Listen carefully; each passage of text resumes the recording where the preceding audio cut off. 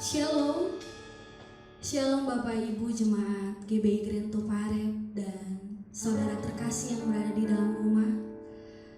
Baik Bapak Ibu Saudara, sebelum kita memulai ibadah kita, mari kita satukan hati kita siapkan hati kita untuk memuji dan memuliakan nama Tuhan. Mari kita bersatu dalam doa. Bapa, terima kasih Tuhan Yesus, terima kasih atas berkat-Mu pada pagi hari yang indah ini Tuhan. Kami mengucap syukur Tuhan, kami boleh ada di tempat ini untuk memuji dan memuliakan nama-Mu. Bapa yang baik, kiranya sebelum kami mulai ibadah kami, biarlah Kau memberkati setiap kami ya Tuhan, pribadi lepas pribadi kami. Walaupun kami tidak bisa beribadah bersama, tapi kami percaya Tuhan, Engkau hadir di setiap kami ya Bapa, menjamah setiap pribadi lepas pribadi kami. Terima kasih Bapa yang baik, terima kasih Roh Kudus. Haleluya, amin.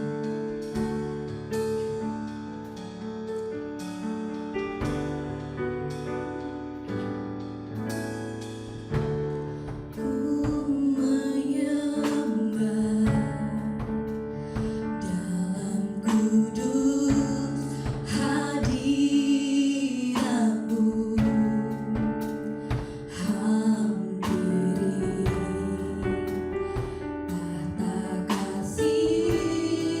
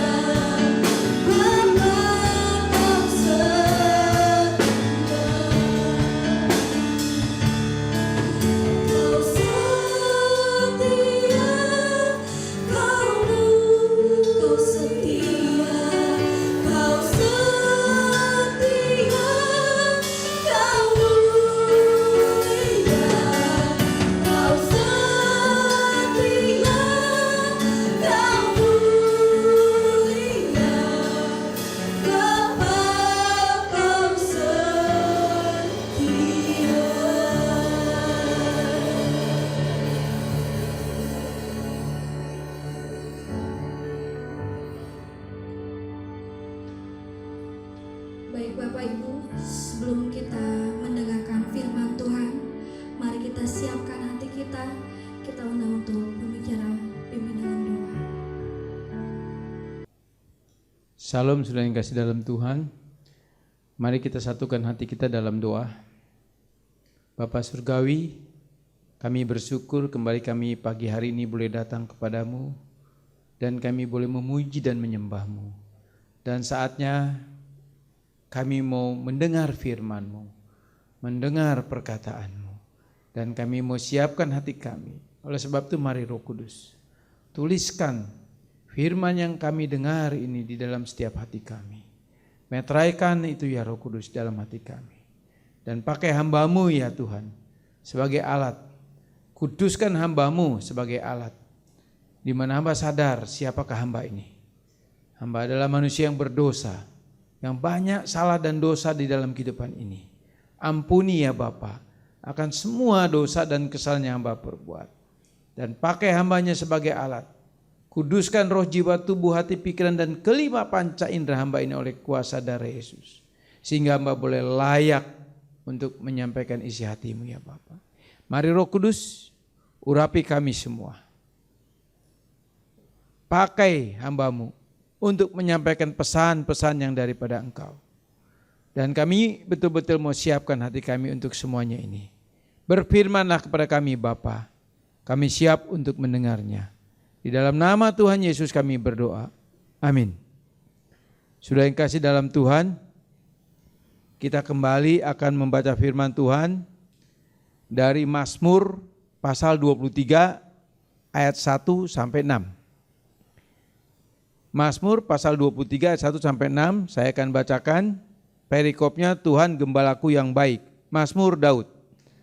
Tuhan adalah gembalaku, takkan kekurangan aku. Ia membaringkan aku di padang yang berumput hijau. Ia membimbing aku ke air yang tenang. Ia menyegarkan jiwaku. Ia menuntun aku di jalan yang benar oleh karena namanya. Sekalipun aku berjalan dalam lembah kekelaman, aku tidak takut bahaya, sebab Engkau besertaku. Gadamu dan tongkat-Mu itulah yang menghibur aku. Engkau menyediakan hidangan bagiku di hadapan lawanku. Engkau mengurapi kepalaku dengan minyak. Pialaku penuh melimpah. Kebajikan dan kemurahan belaka akan mengikuti aku seumur hidupku. Dan aku akan diam dalam rumah Tuhan sepanjang masa. Saudara, seperti yang saya katakan bahwa apa yang saya bawakan ini adalah khotbah yang bersambung dari Mazmur 23 ayat 1 sampai 6. Dan di dalam Mazmur 23 ayat 1 sampai 6 ini dibagi 3 bagian, yaitu hubungan 2 arah. Allah dengan kita, kita dengan Allah, atau Allah dengan Daud, Daud dengan Allah.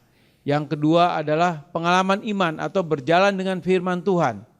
Yang ketiga adalah pemeliharaan Allah atau providensia Allah. Nah, saudara yang kasih dalam Tuhan, di dalam Mazmur 23 1 sampai 6 ini ada 3 hal. Dan itu saya sudah bawakan dari minggu-minggu yang lalu. Dan kita saat ini masih melanjutkan poin yang ketiga, yaitu pemeliharaan Allah. Dan setelah pemeliharaan Allah selesai, saudara, saya akan mulai lagi nanti membahas dari ayat 1 sampai ayat 6. Jadi ini semua kita bersambung, saudara. Oleh sebab itu saya berharap saudara untuk catat khotbah yang akan disampaikan ini. Nah, saudara yang kasih dalam Tuhan, pemeliharaan Allah ada di dalam semua peristiwa yang dialami oleh semua manusia. Jadi pemeliharaan Allah itu betul-betul berlaku atau ada di dalam semua peristiwa yang dialami oleh semua manusia. Jadi apapun yang terjadi di dalam kehidupan manusia, termasuk alam semesta ini, semua dalam kontrolnya Allah. Semua dalam pemeliharaan Allah, dan itu tidak lepas dari pemeliharaan Allah. Jadi sekecil apapun yang terjadi, itu semua dalam kontrolnya Allah.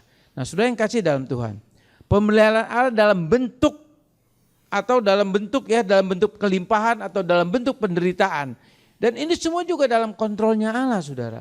Jadi seperti yang waktu lalu saya katakan bahwa ada yang mengajarkan itu doktrin tentang positive thinking, di mana hanya mengajarkan melihat dari sisi hal yang baik saja.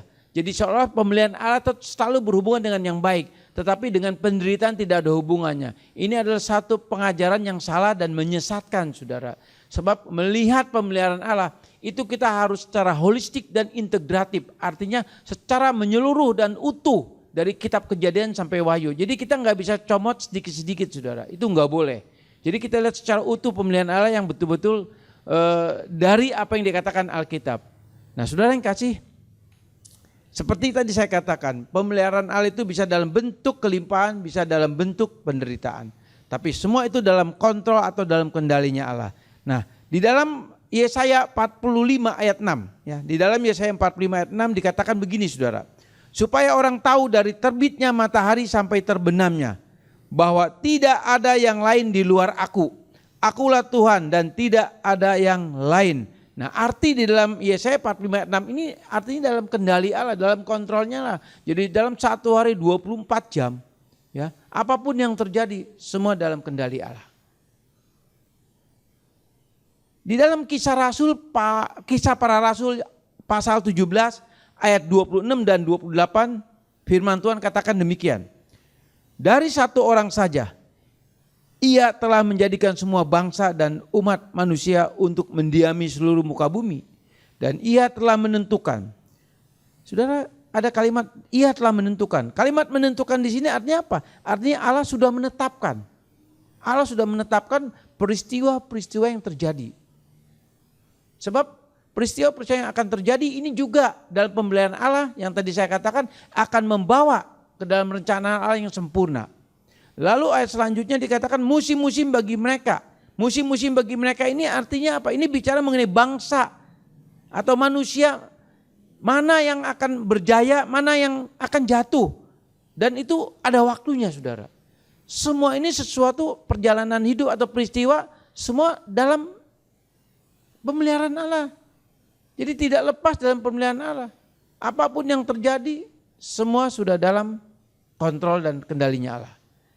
Lalu selanjutnya dikatakan dan batas-batas kediaman mereka.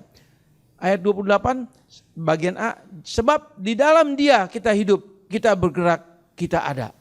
Nah saudara, di dalam Dia kita hidup, kita bergerak, dan kita ada. Artinya apa? Artinya kita ini semua dalam kontrol atau kendalinya Allah. Kita nggak bisa lepas dari pemeliharaan Allah. Dan dikatakan di dalam Kisah Rasul pasal 17 ayat 28 bagian A, di dalam Dia kita bergerak dan kita ada. Artinya kita di dalam Dia. Semua dalam kontrolnya Allah. Kita nggak bisa keluar dari kontrolnya. Kita nggak bisa keluar dari pemeliharaan Allah. Semua manusia, terlebih khusus orang-orang percaya, itu punya pemeliharaan yang lebih khusus daripada Allah. Seperti yang dikatakan di dalam Roma pasal 8 ayat 28. Di mana Allah turut bekerja untuk mendatangkan kebaikan. Di dalam segala sesuatu bagi siapa? Bagi orang Kristen sejati yang mengasihi Dia. Nah saudara, ada 3 contoh. Ya, ada 3 contoh tentang pemeliharaan Allah yang ada di Alkitab. 3 contoh ini adalah saya ambil dari kitab Kejadian. Yaitu tentang Abraham, Yusuf dan Daud. 3 nama ini punya posisi yang penting. 3 nama ini punya sejarah yang penting. Kenapa saya katakan demikian? Sebab ini berhubungan dengan rencana Allah memilih satu bangsa umat pilihan Tuhan, yaitu bangsa Israel. Dan dari umat pilihan ini, dari bangsa Israel ini, Allah menurunkan Mesias. Allah menurunkan Mesias, yaitu di mana Allah yang akan berinkarnasi menjadi manusia, yang namanya Yesus Kristus. Dan lewat Abraham inilah, dan terus diteruskan kepada Yusuf, lalu diteruskan kepada Daud. Akhirnya lahirlah Mesias, Tuhan dan Juru Selamat kita. Kita akan mulai dari Abraham. Contoh pertama tentang rencana dan pemeliharaan Allah yang dialami oleh Abraham. Rencana dan pemeliharaan Allah yang dialami oleh Abraham itu dalam bentuk janji yang tidak diterima oleh Abraham sampai keturunan ke-7. Jadi rencana Allah yang diberikan kepada Abraham dan pemeliharaan Allah terhadap Abraham itu adalah bentuk janji yang tidak diterima oleh Abraham,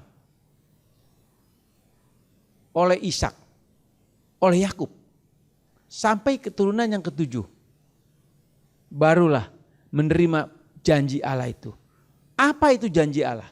Kita akan lihat di dalam Ibrani pasal 11. Kita akan baca kembali Ibrani pasal 11 ayat 8 sampai 9 dan langsung kita loncat ke ayat 13 ya. Ibrani pasal 11 ayat 8 sampai 9 dan langsung ke ayat 13. Karena iman Abraham taat.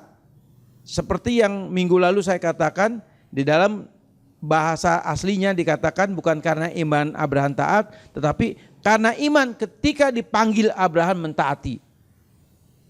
Jadi ada kalimat di mana mentaati, itu kalimat kata kerja, bukan kalimat taat atau kata benda, seperti itu. Jadi saya akan bawakan seperti ini, saya akan bacakan. Karena iman ketika dipanggil Abraham mentaati untuk berangkat ke negeri yang akan diterimanya menjadi milik pusakanya. Lalu ia berangkat dengan tidak mengetahui tempat yang ia tujui. Karena iman ia diam di tanah yang dijanjikan itu, seolah-olah di suatu tanah asing, dan di situ ia tinggal di kemah dengan Ishak dan Yakub yang turut menjadi ahli waris janji yang satu itu. Dalam iman mereka semua itu telah mati sebagai orang-orang yang tidak memperoleh apa yang dijanjikan itu. Dalam iman mereka semua ini telah mati sebagai orang-orang yang tidak memperoleh apa yang dijanjikan itu. Saudara, apa yang dijanjikan kepada Abraham? Yang tadi saya katakan, ini pemeliharaan Allah dalam bentuk janji yang tidak diterima oleh Abraham, oleh Ishak, oleh Yakub, sampai keturunan yang ketujuh. Yaitu janji apa? Janji sebuah tanah perjanjian. Yang seperti dikatakan di dalam Kejadian pasal 12, lalu di dalam Ibrani pasal 11 ayat 8, di mana dikatakan Abraham diminta keluar dari Ur Kasdim menuju tanah perjanjian.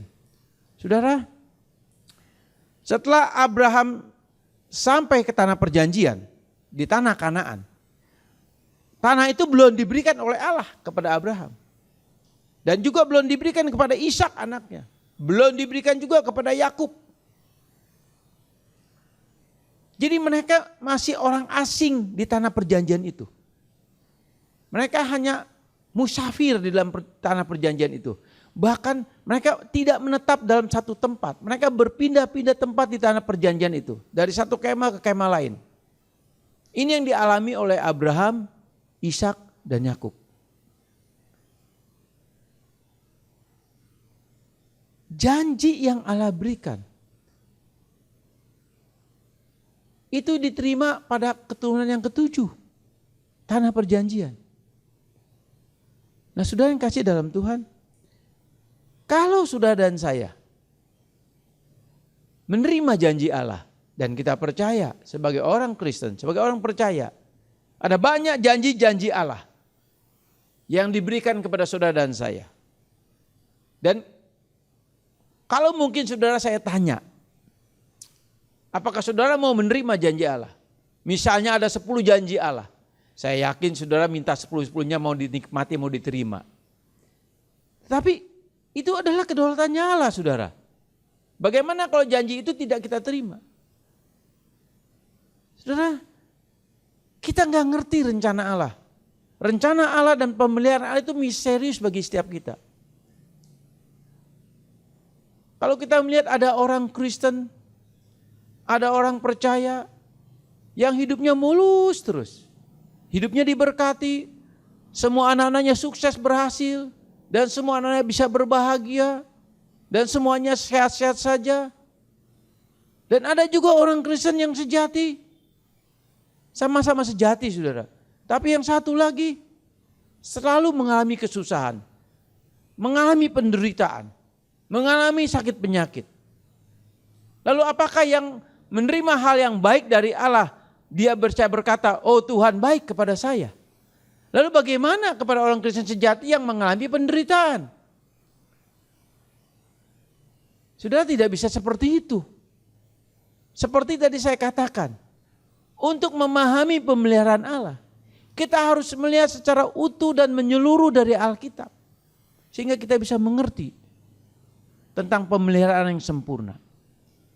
Sebagaimana Abraham, Ishak dan Yakub, jelas Abraham dipanggil dari Ur Kasdim untuk menuju tanah perjanjian.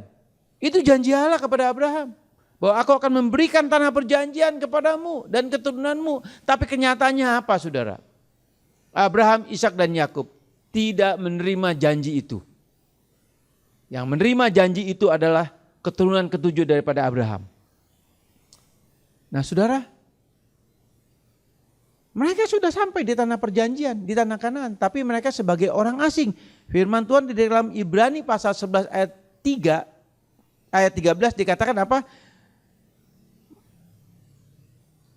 Dikatakan bahwa karena iman ia diam di tanah yang dijanjikan itu, seolah-olah di suatu tanah asing. Di situ ia tinggal di kemah dengan Ishak dan Yakub yang turut menjadi ahli waris janji yang satu itu. Dalam iman mereka semua telah mati sebagai orang yang tidak memperoleh apa yang dijanjikan itu. Coba saudara bayangkan. Di ayat 9 dikatakan mereka sudah sampai tanah perjanjian Abraham. Abraham melahirkan Ishak. Ishak menurunkan Yakub. Tapi 3 orang ini tinggal di tanah perjanjian tapi sebagai orang asing. Dikatakan ayat 9 dikatakan demikian. Nah ayat 13-nya dikatakan apa?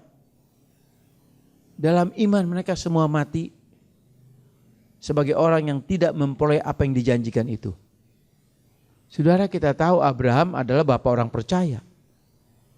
Dan iman Abraham tuh ya menjadi contoh buat Ishak anaknya. Dan Ishak imannya menjadi contoh buat Yakub. Jadi mereka orang-orang yang beriman sejati. Tapi mereka dikatakan apa ya 13? Semuanya mati dan tidak memperoleh apa yang dijanjikan itu. Bagaimana saudara dan saya? Apakah saudara kalau sebagai orang Kristen sejati kita selalu berdoa, Tuhan tolong saya, Tuhan berkati saya, Tuhan sembuhkan saya. Tetapi Tuhan tidak pernah sembuhkan saudara. Tuhan tidak pernah berkati saudara. Tuhan biarkan saudara dalam tanda kutip dalam penderitaan. Bahkan mungkin saudara bisa mengalami kematian karena penderitaan. Pertanyaan saya kepada saudara, bagaimana dengan iman saudara? Abraham, Ishak dan Yakub mereka meninggal tapi tidak menerima janji Allah itu. Tapi mereka meninggal dalam iman. Saudara, pemeliharaan Allah itu misterius. Tapi syukur kepada Allah, Dia memberikan iman kepada kita. Nah dengan iman itulah saudara dan saya bisa mempercayai bahwa apapun yang terjadi, apapun yang Tuhan izinkan terjadi dalam hidup saudara dan saya, apapun yang kita alami, kita harus percaya bahwa pemeliharaan Allah atas hidup kita tetap ada selamanya. Dan membawa itu ke dalam rencana Allah yang penuh damai sejahtera. Saudara, Abraham, Ishak dan Yakub, walaupun mereka hidup sebagai orang asing di tanah perjanjian yang sudah Allah janjikan itu, mereka hidup tidak dalam penderitaan saudara. Mereka hidup dalam kelimpahan. Allah memberkati Abraham, Allah memberkati Ishak, Allah memberkati Yakub. Dan mereka hidup berlimpah dengan harta, dengan kekayaan. Ini artinya apa? Ini artinya pemeliharaan Allah dalam bentuk kelimpahan bagi Abraham, Ishak dan Yakub. Walaupun janji itu tidak pernah mereka terima. Sudah yang kasih, hal ini harus kita pahami saudara. Percayalah bahwa pemeliharaan Allah itu tetap ada dalam kehidupan saudara dan saya. Sekalipun mungkin saat ini saudara mengalami banyak pergumulan.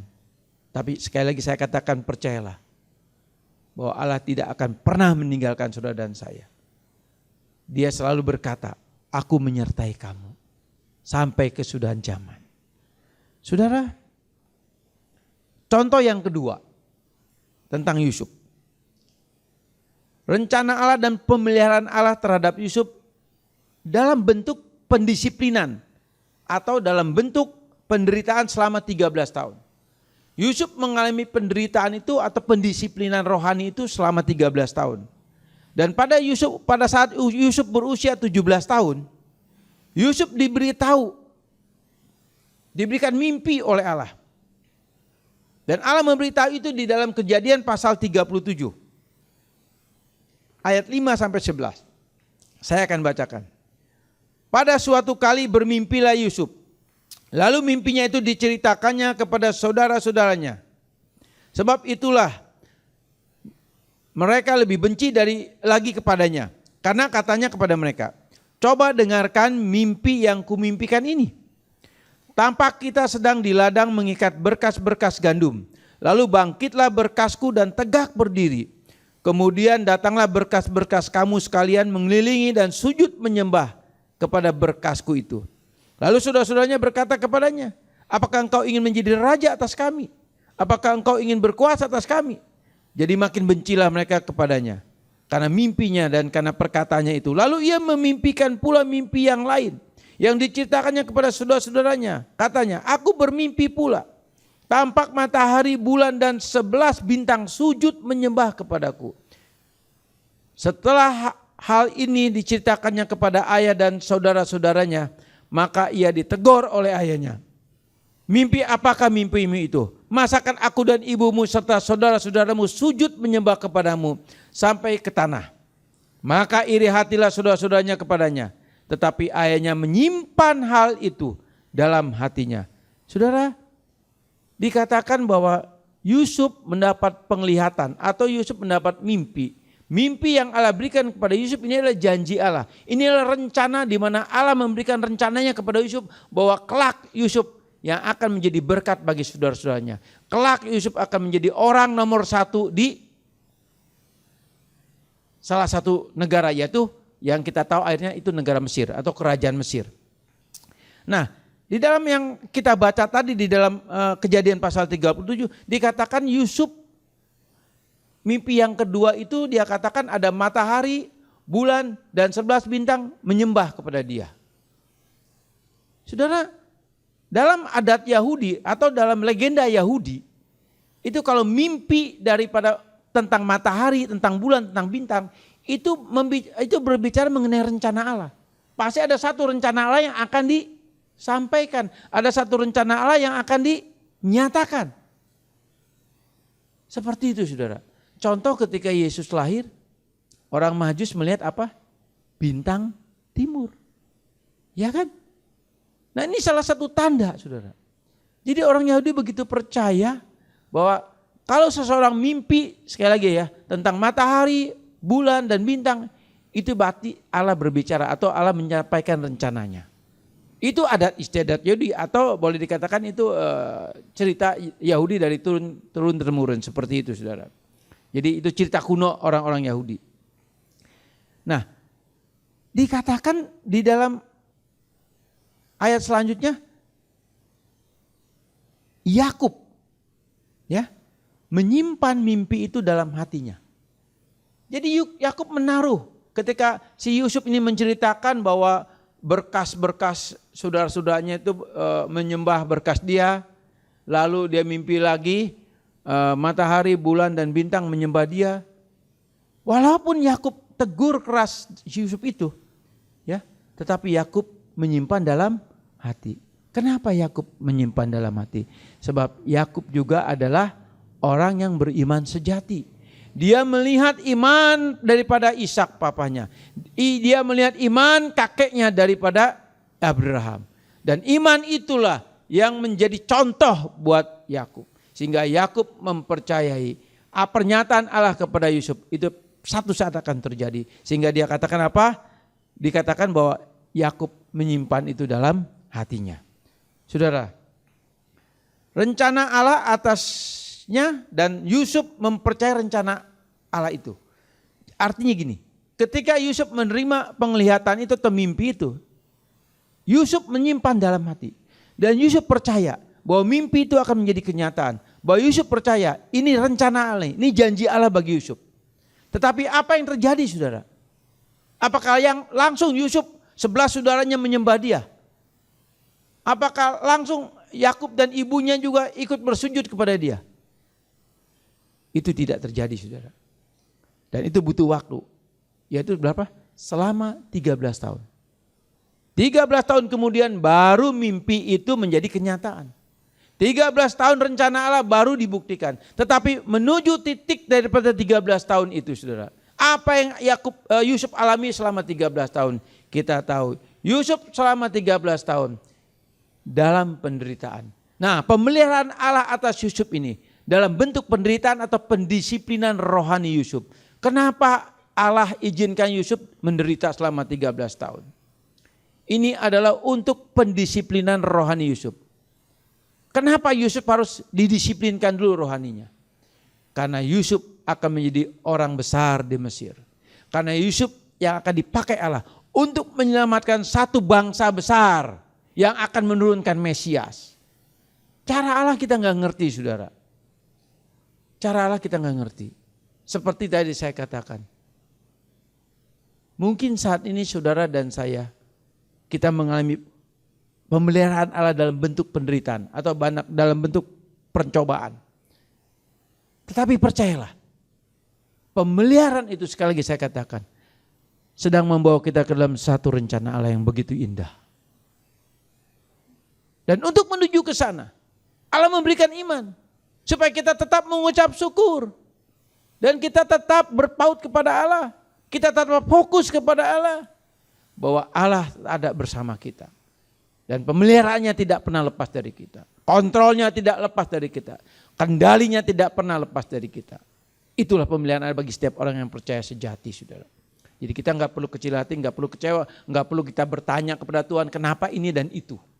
Tapi percayalah, apapun yang terjadi, pemeliharaan Allah membawa kita ke dalam rencana Allah. Di dalam Kejadian 45 ayat 5. Ini bicara Kejadian 45, bicara ketika saudara-saudaranya datang kepada Yusuf dan saat itu kita tahu sedang terjadi kelaparan yang amat sangat. Setelah 13 tahun Yusuf mengalami penderitaan atau pendisiplinan rohani, dia dijual, jadi dia dibuang ke dalam sumur, dia ditelanjangi, dilecehkan oleh saudara-saudaranya, lalu dia diangkat dari sumur, dia dijual jadi budak dan orang-orang Ismail yang membeli Yusuf menjadi budak, lalu Yusuf dijual di Mesir dan akhirnya dia menjadi budak di rumah Potifar dan di rumah Potifar dia juga difitnah. Dikatakan dia mau memperkosa daripada istri daripada Potifar atau tante apa ya kalau Potifar? Istri daripada Potifar di mana merayu si Yusuf ini. Tetapi Yusuf menolaknya, saudara. Ya. Walaupun mereka di rumah cuma berdua, saudara. Walaupun mereka cuma berdua di rumah. Coba saudara bisa bayangkan. Seorang anak muda yang usianya waktu itu mungkin sekitar 20 tahunan lebih, saudara. Saudara bayangin, istri Potifar, begitu cantik, seksi dan lain sebagainya. Di rumah mereka cuma berdua. Dan tante Potifar ini mengajak untuk apa, saudara? Untuk berselingkuh. Bagaimana kalau saudara dan saya seperti keadaan Yusuf? Apakah saudara dan saya bisa lakukan seperti Yusuf? Ini pertanyaan saya serius, saudara. Kita nggak bisa main-main, saudara. Tapi kita lihat Yusuf. Dia menanggalkan jubahnya, dia tinggalkan tante Potifar itu. Tetapi apa yang terjadi, saudara? Apa yang terjadi, saudara? Dia difitnah. Tante Potifar teriak, aku mau diperkosa. Dan akhirnya apa? Yusuf dijebloskan ke penjara. Jadi pengalaman Yusuf dari dilecehkan, dibuang ke dalam sumur, lalu dijual jadi budak, lalu dibeli oleh Potifar dan menjadi pengurus rumah Potifar dan dipercaya. Lalu setelah itu difitnah oleh istri Potifar atau tante Potifar ini, lalu masuk penjara. Dan di penjara pun dia dihianati, saudara. Tapi ada satu ayat yang luar biasa, saudara. Di dalam Kejadian 39 ayat 2 dikatakan demikian, saudara. Tetapi Tuhan menyertai Yusuf sehingga ia menjadi seorang yang selalu berhasil dalam pekerjaannya. Tetapi Tuhan menyertai Yusuf sehingga ia menjadi seorang yang selalu berhasil dalam pekerjaannya. Maka tinggallah ia di rumah tuannya orang Mesir itu, yaitu Potifar. Nah, saudara, kita lihat di sini bagaimana pemeliharaan Allah Walaupun Yusuf dalam pemeliharaan Allah dalam bentuk penderitaan atau pendisiplinan rohani, tetapi pemeliharaan Allah tetap berjalan bagi Yusuf. Sehingga apa? Allah tetap menyertai Yusuf. Dan bahkan dikatakan bahwa Allah selalu membuat Yusuf berhasil dalam pekerjaannya atau dalam tugas-tugas yang dipercayakan kepada Yusuf. Dan kita tahu saudara, ini bentuk penyertaan Tuhan. Nah seperti saya katakan tadi, walaupun mungkin saudara saat ini sedang dalam keadaan pergumulan, dalam banyak masalah besar. Kita tahu saat ini kita mengalami krisis ekonomi karena COVID-19. Hampir semua berdampak dan dampaknya itu sangat-sangat memberatkan perekonomian saudara dan saya. Tetapi percayalah, sebagaimana Yusuf tetap dalam pemeliharaan Allah, saya percaya hidup saudara dan saya dalam pemeliharaan Allah yang sempurna. Allah tidak akan pernah meninggalkan saudara dan saya. Dan Allah akan tetap memelihara kita. Sebab apa? Sebab saudara dan saya adalah biji mata Allah. Umat pilihan Allah. Dan Allah sedang mengizinkan pendisiplinan ini juga buat saudara dan saya. Saya percaya dengan pergumulan masa yang terjadi saat ini, Allah sedang mendisiplinkan rohani saudara dan saya. Agar rohani saudara dan saya lebih berkualitas lagi di mata Allah.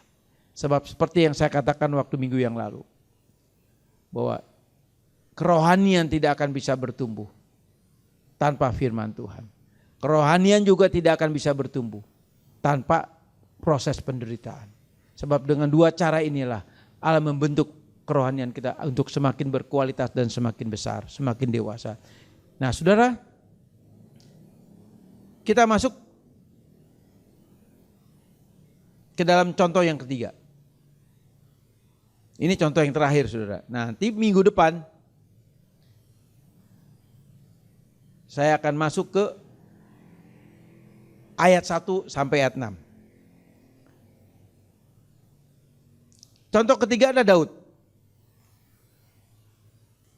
Rencana dan pemeliharaan Allah terhadap Daud dalam bentuk juga penderitaan sebelum Daud menjadi raja Israel. Penderitaan pada saat Daud menjadi buronan Saul, Absalom anaknya yang mau membunuh Saul juga, Daud, dan kesalahan-kesalahan yang Daud alami. Jadi Daud mengalami 3 hal saudara. Yang pertama adalah Daud dalam pemeliharaan Allah mengalami bentuk penderitaan, yaitu menjadi buronan Saul, menjadi buronan anaknya Absalom, bahkan Absalom anaknya sendiri, anak kandungnya mau membunuh Daud. Dan juga berikut kesalahan-kesalahan dan dosa yang Daud lakukan saudara. Nah itu di dalam Mazmur 119 ayat 140 sampai 152. Saya akan bacakan. Janjimu sangat teruji dan hambamu mencintainya. Aku ini kecil dan hina, tetapi titah-titahmu tidak kulupakan. Keadilanmu adil untuk selama-lamanya dan Tauratmu benar. Aku ditimpa kesesakan dan kesusahan, tetapi perintah-perintahmu menjadi kesukaanku. Peringatan-peringatanmu adil untuk selama-lamanya. Buatlah aku mengerti supaya aku hidup. Aku berseru dengan segenap hati. Jawablah aku ya Tuhan. Ketetapan-ketetapanmu hendak kupegang. Aku berseru kepadamu. Selamatkanlah aku. Aku hendak berpegang pada peringatan-peringatanmu. Pagi-pagi buta aku bangun dan berteriak minta tolong. Aku berharap kepada firman-Mu. Aku bangun mendahului waktu jaga malam untuk merenungkan janji-Mu. Dengarlah suaraku sesuai dengan kasih setia-Mu. Ya Tuhan, hidupkanlah aku sesuai dengan hukuman-Mu, dengan hukum-Mu. Mendekat orang-orang yang mengejar aku dengan maksud jahat. Mereka menjauhi dari Taurat-Mu. Engkau dekat, ya Tuhan, segala perintah-Mu adalah benar. Sejak dahulu aku tahu dari peringatan-peringatan-Mu bahwa Engkau telah menetapkan untuk selama-lamanya. Saudara, di kalimat dikatakan Engkau telah menetapkan untuk selama-lamanya. Artinya apa? Pemeliharaan Allah itu membawa ke dalam rencana Allah. Jadi Daud begitu percaya. Walaupun saat itu Daud dalam penderitaan, dia dikejar oleh Saul. Dia dikejar juga oleh anaknya, oleh Absalom mau dibunuh. Dan dia juga banyak kesalahan yang dia lakukan. Tetapi Daud percaya semua itu dalam pemeliharaan Allah. Walaupun dia dikejar oleh Saul, walaupun dia dikejar oleh anaknya Absalom, tapi dia percaya ada pemeliharaan Allah yang tidak pernah meninggalkan dia. Dan dia tahu ini semua Allah izinkan terjadi buat dia. Tetapi sudah yang kasih dalam Tuhan, Daud punya satu pegangan. Dia katakan apa di ayat yang 152. Sejak dahulu aku tahu peringatan-peringatanmu, bahwa engkau telah menetapkannya untuk selama-lamanya. Engkau telah menetapkannya untuk selama-lamanya. Jadi kalimat menetapkan di sini adalah arti daripada Daud percaya bahwa pemeliharaan Allah akan membawa Daud ke dalam rencana Allah. Sebab Daud tahu ketika dia berusia 17 tahun di dalam 1 Samuel pasal 16, Daud diurapi oleh Samuel menjadi raja. Dan sejak itu dikatakan roh Allah atau roh kudus ada pada Daud. Jadi Daud pegang rencana Allah ini. Daud imani rencana Allah bahwa dia akan menjadi raja. Nah ketika dia mengalami penderitaan, ancaman dan lain sebagainya, dia katakan apa? Bahwa dia telah menetapkannya. Saudara yang kasih dalam Tuhan, apakah saudara percaya bahwa Allah sudah menetapkan hidup saudara dan saya? Dan dia menetapkan bukan sesuatu yang jahat, bukan sesuatu yang tidak baik, tapi dia menetapkan untuk saudara dan saya pada kemenangan. Dia sudah menetapkan kepada saudara dan saya pada satu damai sejahtera yang nanti kelak saudara akan terima. Ada sukacita, ada damai sejahtera. Dan penderitaan atau pergumulan yang saudara dan saya alami saat ini, percayalah, ini adalah cara Allah untuk saudara dan saya menikmati berkat besar yang Allah berikan kepada saudara dan saya. Dan Allah akan buktikan itu, saudara. Saya akan kasih ilustrasi satu hal sebagai penutup khotbah saya pada pagi dan siang ini. Saudara, kalau saudara misalnya tinggal di rumah, ada di rumah dalam keadaan santai, lalu saudara mau minum. Misalnya minum apa ya? Ya minum sirup gitu ya. Atau minum es kelapa puan misalnya begitu saudara. Ini ilustrasi saudara. Kira-kira saudara minum es kelapa puan gitu. Kira-kira nyaman gak? Tentu nyaman saudara. Dan saya yakin mungkin 1 gelas saudara akan habis. Nah, kalau keadaan saudara misalnya berbeda lagi, ini waktu saudara santai. Tapi ketika saudara tidak santai, misalnya saudara sedang pergi sedang dalam perjalanan pulang dan mungkin dalam perjalanan saudara belum sempat minum, haus yang begitu amat sangat. Lalu tiba-tiba sampai rumah, istri saudara atau suami saudara atau anak saudara atau orang tua saudara menyiapkan 1 gelas es kelapa puan. Nah kira-kira nikmatnya kelapa puan yang sama ketika saudara ada di rumah menikmati kelapa puan itu, lalu ketika saudara betul-betul haus sekali, mungkin dalam perjalanan beberapa jam saudara tidak minum, kira-kira nikmatan mana saudara? Tentu nikmatan ketika kita pulang habis dari perjalanan yang jauh, betul? Itu pasti akan lebih nikmat walaupun semuanya sama isinya, kelapa puan, es kelapa puan. Nah demikian juga saudara. Ketika Allah mengizinkan pemeliharaannya dalam bentuk penderitaan yang saudara dan saya alami. Percayalah, ketika saudara mengalami semua itu, berkat yang Allah akan berikan kepada saudara dan saya, itu akan indah pada waktunya. Dan saudara akan menikmatinya, saudara akan merasakannya, bahwa berkat itu betul-betul akan membuat saudara memuliakan Tuhan. Saudara yang kasih dalam Tuhan, firman tidak saya panjangkan. Minggu depan, kita akan masuk ke dalam ayat yang dari Mazmur 23 ayat 1 sampai 6. Saya akan bawakan secara eksposisi juga. Dari ayat 1, ayat 2, ayat 3, ayat 4, ayat 5, 6. Dan itu mungkin tidak kelar dalam satu kali khotbah. Supaya semuanya lengkap khotbah yang saya sampaikan dari Mazmur 23 ayat 1 sampai 6. Jadi sudah yang kasih dalam Tuhan. Dari Mazmur 23 ayat 1 sampai 6 ini. Tentang 3 hal yang ada di dalam Mazmur 23 ini. Yaitu hubungan 2 arah. Pengalaman iman atau berjalan dengan firman Tuhan. Pemeliharaan Allah. Ini sudah saya selesaikan. Nah, minggu depan sekali lagi saya akan masuk ke dalam ayat 1 sampai ayat 6. Kita satukan hati kita dalam doa. Bapa Surgawi, terima kasih buat firman yang sudah hamba sampaikan. Begitu singkat waktu yang harus disampaikan. Tapi hamba percaya Roh Kudus, Engkau yang akan menyempurnakan pengertian-pengertian yang sudah disampaikan ini, renungan yang sudah disampaikan, di mana dengan bahasa yang sederhana, dengan bahasa yang terbatas, dengan bahasa yang tidak begitu baik. Tapi hamba minta Roh Kudus, tolong. Engkau buat setiap kami yang mendengarnya saat ini, jemaatmu GBI Grand Tuparep, buat mereka mengerti dengan renungan yang sudah disampaikan pada saat ini. Sesuai dengan kapasitas mereka masing-masing.